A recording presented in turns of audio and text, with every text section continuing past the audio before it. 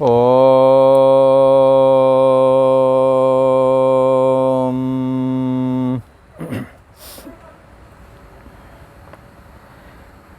श्री योग वासिष्ठ के स्थिति प्रकरण में श्री वशिष्ठ जी महाराज बोले, हे राम जी, जैसे जंगल में अनेकों पेड़ होते हैं, उसमें अनगिनत पत्ते भी होते हैं पेड़ों में, उन पत्तों में कुछ रेखाएं सी बनी हुई होती हैं और वो रेखाएं जब पानी पत्तों पर पड़ता है तो वो मिट जाती हैं, और जो ही बसंत ऋतु आती नए पत्ते आ जाते, फिर रेखाएं पत्तों पर दिखने लगती हैं।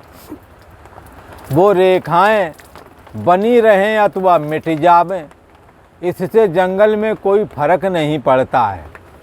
जैसे उसी प्रकार से हे राम जी, ये चैतन्य सत्ता जो आत्मा है, इसमें मन के खड़े होने से जगत की संरचना हुई थी। जो आदि फुरना रूप जो मन है, जिसको समष्टि मन भी बोलते हैं, समष्टि मन जो अहम अस्मि करके समष्टि फुरना में प्रकट हुआ, उसी को तो ब्रह्मा कहा गया है। ये ब्रह्मा जी कैसे हैं? इन्होंने संकल्प से जगत की रचना की है। जैसे कि हम और आप मन में संकल्प के ही मनोराज, जब हम मनोराज करते हैं, हम और आप या कोई भी मनुष्य, तब वो मनोराज करते समय मन में जो नाना प्रकार के जगत की वो परिकल्पना करता है, राग द्वेष का चिंतन करता है, और वो ऐसे ही बर्ताव करता है राग का, जिससे उसका प्रेम होता है उसे सामने उसके दिखता है, ये बैठा हुआ है। मनोराज्य के समय, मन में जब मनोराज्य करते हो तब की बात। तो ये जो आप राग की बातें कर रहे हैं, द्वेष की बातें कर रहे हैं, या जो घर गृहस्थी में आपस में जो कलह चलती उसका चिंतन करते हो और दूसरे को सामने बिठा लेते हो, कई के मुंह से तो आवाज़ आ जाती है, वो मन ही मन में जो चिंतन करते हैं, बकवास करते हैं, वो कई बार बाहर भी निकल आती है। क्यों निकल आती है? क्योंकि वो कई तो यहाँ डिस्टर्बेशन वाले देखे वो गाली बक रहे और वो बड़े आराम से चले जा रहे, अगल बगल कोई नहीं है, और ऐसा लगता है जन कितने लोगों के बीच में बैठ कर के ये बकवास कर रहा है। बीच बीच में तू चुप हो जा, तो ऐसा नहीं कर सकता, वो ऐसा नहीं कर सकता, ऐसे करके बकवास करते चले जा रहे हैं। अब चले जा रहे हैं तो अंदर में कोई ना कोई बैठा है इनके, और कोई नहीं, कई लोग बैठे हैं, सबको जवाब देता है। वो बोले तेरे भाव को तो मैं अच्छी तरह से जानता हूँ, ऐसे बोलते हैं। कुछ समय पहले, अभी 2-4 साल पहले, एक हमारे यहाँ आए थे और जो यहीं झोपड़ियों में रहे, तो बस वो अपने आप ही बात करते थे और कहा करते थे कि भाई मैं सब जानता हूँ तुम्हारे भाव में, तुम्हारे अंदर जो भाव है मैं जानता हूँ, इस तरह से। और फिर कभी गुस्सा जाते तो बहुत तेज़ी से डांटते थे, पर होता कोई नहीं था। तो ये जो इसको कहते हैं मनोराज, ये मनोराज करके और डिप्रेशन आदि में पड़ते हुए कई बार जो है डिस्टर्ब भी हो जाते हैं। तो पागल भी जो होते हैं ना, वो भी कई क्वालिटी वाले बताए गए। एक तो वो जन्मजात जो पागल होते हैं, वो ज़्यादा ही जड़ होते हैं, और वो पानी से बहुत डरते हैं, नहाते धोते नहीं हैं वो लोग। एक बार यहाँ एक पागल था, संतों को दया आ गई, उनका ये नहाए धोए तो इसकी बुद्धि कुछ चले, तो जो ही गंगा जी का जल या वैसा दिखा दें तो बड़ी तेज़ी से भागे बाहर को क्या वो पानी में हाथ ही ना दे। तो क्या है, पानी अगर पड़ जाएगा ना गंगा जी का तो बुद्धि शुद्ध ना हो जाएगी। जाय विधाता दारुण दुख दे ताकि मत पहले ही हर ले, भला। तो ये हाल है। तो ये तो जन्मजात वाले पागल हैं, जड़ हैं। और एक ऐसे हैं, हाँ, विक्षेप वाले पागल तो नहीं थे, जन्मजात तो नहीं थे, पर घर में इतनी टेंशन हो गई, पत्नी कहीं अनुकूल नहीं चल रही, कहीं बच्चे प्रतिकूल चल रहे हैं, लोन हो गया है घर पर, तो एक आ गए थे यहाँ पर, वो रुके हुए थे। अब वो अंदर में डिस्टर्बेशन हो गया इस बात को लेकर कि लड़के ने ले रखा था लोन, फिर आकर के यहाँ रहने लगे। तो एक दिन बड़ी तेज़ी से चिल्लाने, तो कहना लो, हम जाकर साधुओं ने पूछा, अरे भाई क्यों चिल्ला रहे हो, क्या बात? अरे मैं कहा बताऊं, अगर लोन में नहीं देता हूँ तो लड़का जात है, लड़का बचाता हूँ तो ज़मीन जात है, अब मैं कहा करूँ? ऐसा करके वो अंदर चल रहा था, चीख निकल पड़ी। तो अंदर का ये जो है डिस्टर्बेशन वाले, अब वो डिस्टर्बेशन बहुत ज़्यादा था, उन्हें हो गया था बवाद में। तो ये विक्षेप वाले पागल हैं। ये पागल नहीं है, पर टेंशन इतनी पड़ गई है कि बुद्धि वृत्ति अब उनकी काम नहीं कर रही। तो इस तरह से ये मनोराज्य करते हैं। कौन? विक्षेप वाले। और मनोराज्य करते हैं दो प्रकार का, द्वेषात्मक चिंतन अथवा रागात्मक चिंतन। रागात्मक चिंतन होगा तो चाहे जिसका चिंतन करते होंगे उसका सहयोग मिल जाएगा, पर द्वेषात्मक चिंतन में सहयोग मिलता नहीं है, लिहाजा टेंशन ज़्यादा होती है तो विक्षेप होने के चांस बढ़ जाते हैं।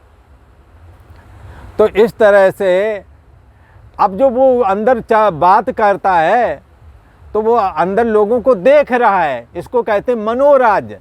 ये मनोराज्य तुम्हारे संकल्प में है, तुम्हारे मन में स्थित है।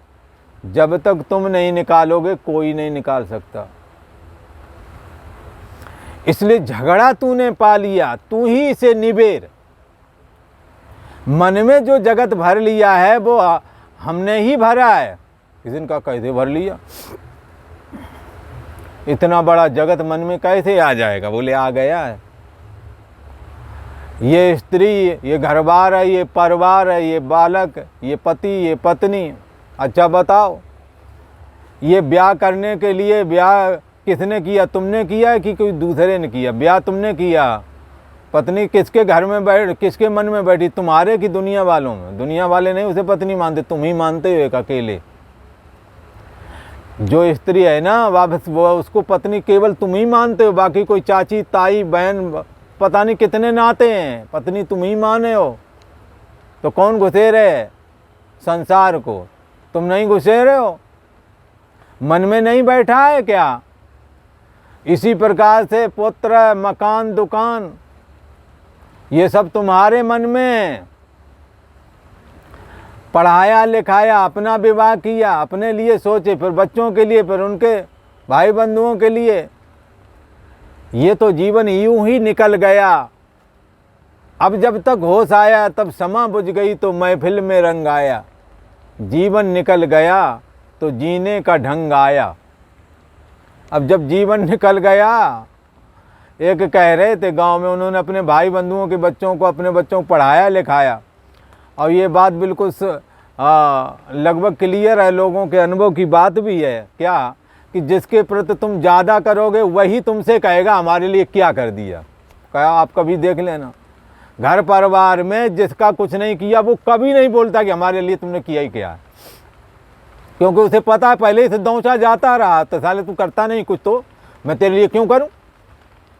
कल जाता हुआ चला जाए, थी उसको पहले ही सुना दे रहे, तो वो सुनकर वाका पहले ही मन हट चुका है, इसलिए वो कभी कहता ही नहीं कि हमारे लिए क्या किया, क्योंकि उसे पता है यार हमने कहा हमारे लिए क्या किया तो वो कहेंगे तूने हमारे लिए क्या किया है, इसलिए वो मामला ही नहीं बनता है। पर जिसके लिए तुम दिन रात लगे, खूब पढ़ाई में पैसा खर्च किया, ब्याह शादी अच्छे से किया, मकान दुकान से लेकर सब कुछ कर दिया, वही बात में बोलते तुमने हमारे लिए किया ही क्या है।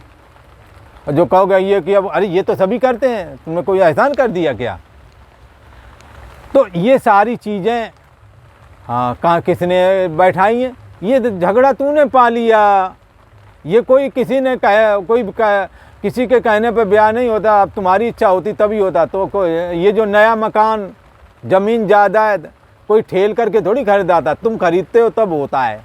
गाड़ी घोड़ा, मान सम्मान के लिए लड़ाई झगड़ा, ये कोई नहीं करता, तुम ही चाहते हो तभी होता है, और तुम ही जब चाहोगे तो ये ख़त्म भी हो जाएगा। इसलिए ब्रह्मा जी के जो आदि पूर्ण जो भूरी है वो ब्रह्मा है। ब्रह्मा ने संकल्प से ये जगत रचना की। जैसे हम मनोराज्य करते हैं वैसे ब्रह्मा ने मनोराज्य किया तो ये जगत खड़ा हो गया।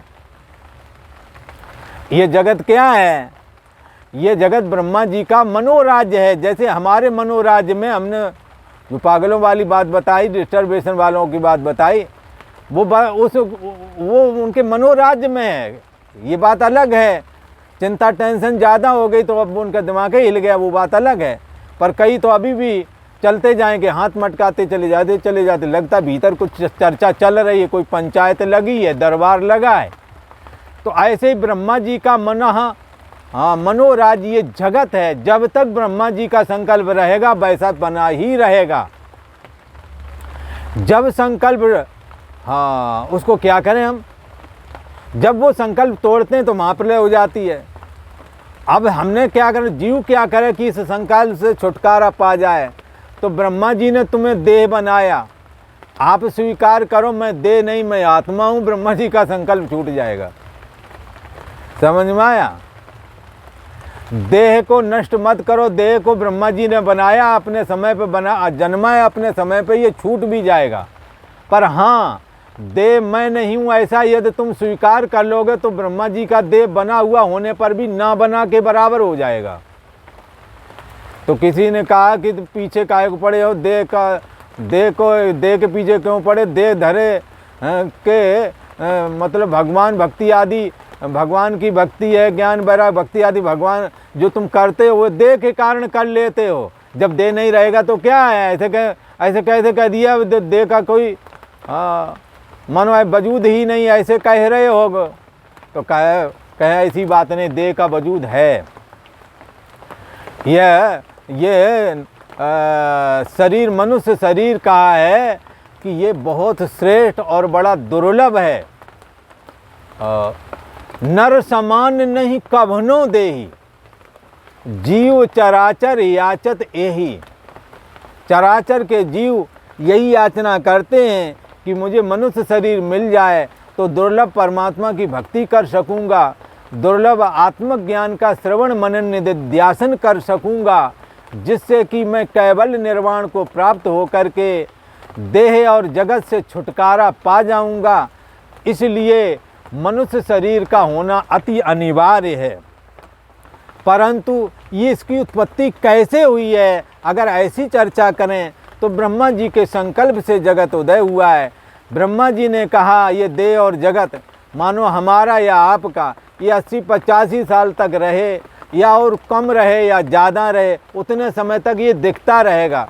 पर आप में सामर्थ्य है, आप ब्रह्मा जी के भी संकल्प को मिटा सकते हैं। पर ऐसे मिटा सकते हैं, देह को तो नहीं, देहाभिमान को मिटा दें। जगत का अभाव मत करो, जगत मिथ्या है ऐसा विचार करो। कैसे विचार करें? आत्मा का श्रवण करके। ब्रह्म ही वेदम सर्वम, ब्रह्म ही सब बना हुआ है ऐसा विचार करके करें। इसलिए श्री वशिष्ठ जी महाराज कहते हैं, हे राम जी ज्ञान दृष्टि से देखो, शरीर के उपजने और नष्ट होने में आत्मा को कुछ हानि नहीं। सब कुछ सब जगत दृश्य है अर्थात भ्रांति मात्र है, और ज्ञान दृष्टि से देखो तो आत्मरूप है। ज्ञान दृष्टि से देखोगे तो ये जगत भ्रांति मात्र है, आत्मा ही सत्य है।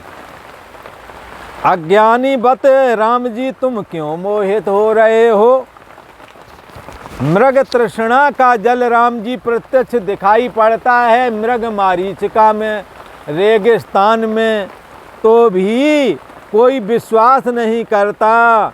क्या विश्वास नहीं करता? कि ये क्या है, ये जल नहीं, यहाँ पर तो एक रेगिस्तान मात्र ही है, ऐसा करके ही जानते हैं। यहाँ जल है ऐसा करके स्वीकार नहीं करते। इसलिए राम जी अज्ञानी की तरह तुम काहे मोहित हो रहे हो? जैसे मृग तृष्णा का जल भासता है वो मिथ्या ही होता है, तैसे ही राम जी ब्रह्मा से आदि लेकर के और तिनका पर्यंत, ब्रह्मा से लेकर तिनका पर्यंत आत्मा से अलग होकर के सब भ्रांति मात्र हैं। यदि कुछ है तो आत्मा है, और ये आत्मा से यदि अलग है तो केवल भ्रम ही दिख रहा है। जैसे सपने का जगत यदि कुछ है तो साक्षी आत्मा स्वरूप ही है और नहीं तो कुछ भी नहीं। ये बात आपने स्वयं देखी। जब आप जागे तो सपने का जगत एक अंश में भी नहीं प्राप्त हुआ, अर्थात था ही नहीं। एक बहुत बड़ा भ्रम ही हो रहा था। जैसे सपने में कोई गर्दन काट डाले तो ज्यों सपने सर काटे कोई, बिन जागे न दूर दुख होई। जब जाग जाते हैं तो गर्दन का काटने वाला, जिसकी गर्दन काटी जा रही वो, ये सब मिथ्या निकलते हैं, एक भ्रम ही निकलता है। परंतु जब तक नहीं जागते, जब तक ये स्वप्ने वाला संकल्प नहीं टूटता, तब तक वही सत्य भाषित होता है। इसलिए यहाँ श्री वशिष्ठ जी महाराज कहते हैं, हे राम जी, तुम अज्ञानी की तरह मोहित नहीं होना है, तुम ज्ञान दृष्टि का आश्रय करो और ब्रह्मा से लेकर के तिनका पर्यंत सब आत्मा से अलग होकर के तो भ्रांति मात्र हैं। यदि कुछ है तो सब आत्म रूप ही हैं। मिथ्या भ्रम मात्र तो तब हैं जब आत्मा से अलग होकर के इनको देखोगे। तैसे ही हे राम जी, जैसे आकाश में दूसरा चंद्रमा भासता है, तैसे ही मिथ्या ज्ञान से ये जगत भासता है। और हे राम जी, जैसे नौका पर बैठा हुआ आदमी जो है, उसे तट के वृक्ष जो है चलते हुए दिखाई पड़ते हैं, परंतु सच्चाई ये नहीं। चलती तो नाव है, किनारे के वृक्ष तो स्थिर हैं, परंतु किनारे के पेड़ चलते हुए से लगते हैं। ऐसे ही राम जी, इस जगत को भी समझना चाहिए। ब्रह्म दृष्टि से ही जगत भाषित होता है, ज्ञान दृष्टि से सब आत्मा ही भाषित होता है। और आज इतना ही। ओम।